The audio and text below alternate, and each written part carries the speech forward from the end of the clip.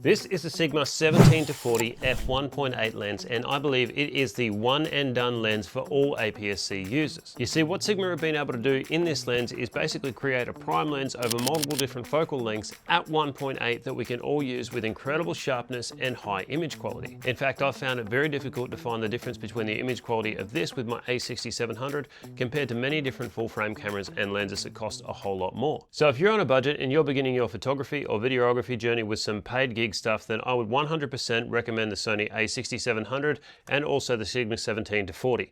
Don't cheap out on cheap glass. Just buy once, buy right, get this and put it in your kit bag. Now that's been said, I've left nothing to the imagination. I'm a massive, massive fan of this lens. I think the quality of it is phenomenal. I love the fact that it has the aperture here that you could change on the ring itself. It also has a manual and an autofocus, which I actually use manual focus quite a lot, especially when I'm doing product shoots like this cinematic B-roll here that I did building golf clubs. I just feel like the manual focus there, I can pinpoint it on it and I know that it's going to stick and not move if my hand goes past the frame or anything like that. Again, big help. Plus it has a really smooth zoom rocker here, so you could go and throw this on a gimbal, you could zoom in, you could zoom out, and the zoom is incredibly smooth.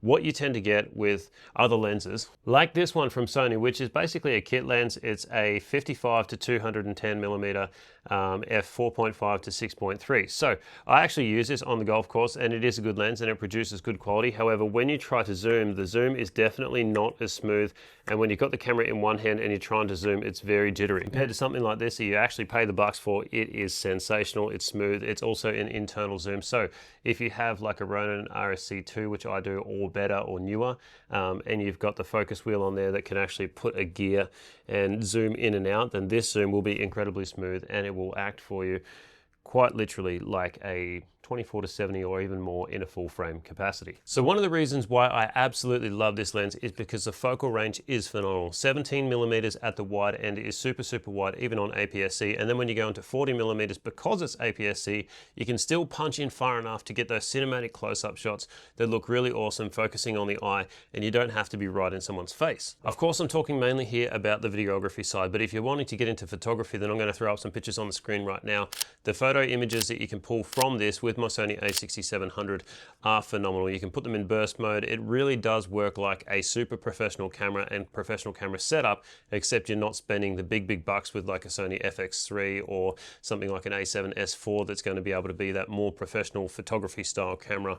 You can definitely get this and save a whole bunch of money, produce great quality images, and charge clients that are going to be happy paying for something like this. Now, I have put this lens through the absolute ringer. I mean, I purchased this lens with my own money. I got one of the first ones that landed here in Australia in the store available for purchase. I went down and I picked it up the same day that it got there. So I've had several months with this lens to get used to it, and it has rarely left my camera body. I've taken it through church videography, I've taken it through church photography, I've taken it onto the golf course, I've taken it into the boxing gyms, I've taken it down to the gun range. I have literally put this thing through every single pace that I can possibly think of to put it through. Let's go through, let's see some of the videos that I've been able to take and some of the cinematic quality that this thing can produce. For the price of $1,799 or whatever it is absolutely incredible, and I would say that this lens is right up there competing with the big boys that charge you a whole lot more. Let's check these out.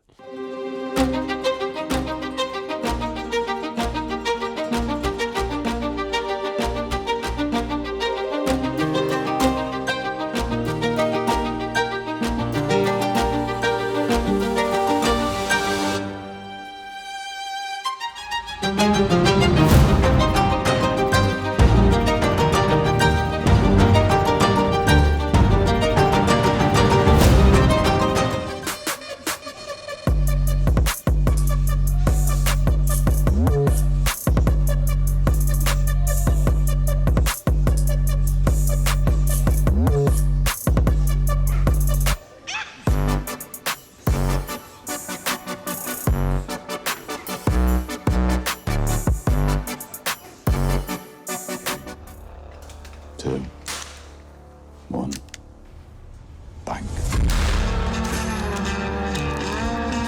I mean, when you take a look at that, it is really hard for me as a videographer, more so than a photographer, but I take a lot of photos still as well, just of family and things like that, and I still see really incredible quality with this. I take a whole lot of photos in terms of product photography for myself and my own business outside of doing videography. I take product photography for other people. I take product photography for the cricket team. I take videography for the cricket team.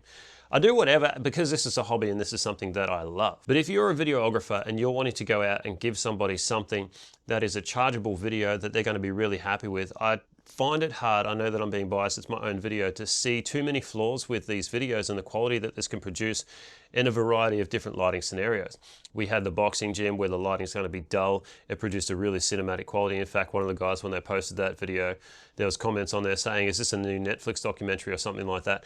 And, you know, obviously those comments warm my heart because it's people noticing the quality of the videos that we're putting together and probably not realizing that it's only on a budget end camera and lens when we're talking about videography. If you're on the fence or if you haven't checked out the Sigma 17-40, you're probably living under a little bit of a proverbial rock, to be honest with you, because this thing hit the market by storm. It's been incredibly popular. But if you're thinking, what is that lens that I need to get for my camera that can be the one and done lens, please look no further than this lens. I'm going to link it in the description below.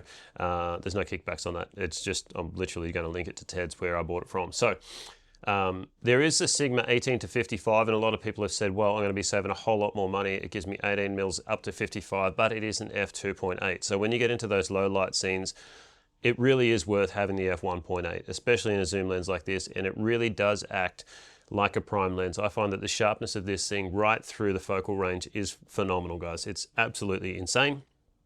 If you're on the fence, just get it. This is a one and done camera lens that you're going to need for all your photography and videography needs. But that's it for me today. Short, sharp video. Hope you guys like it. Make sure you subscribe to the channel and I'll see you on the next one. Cheers.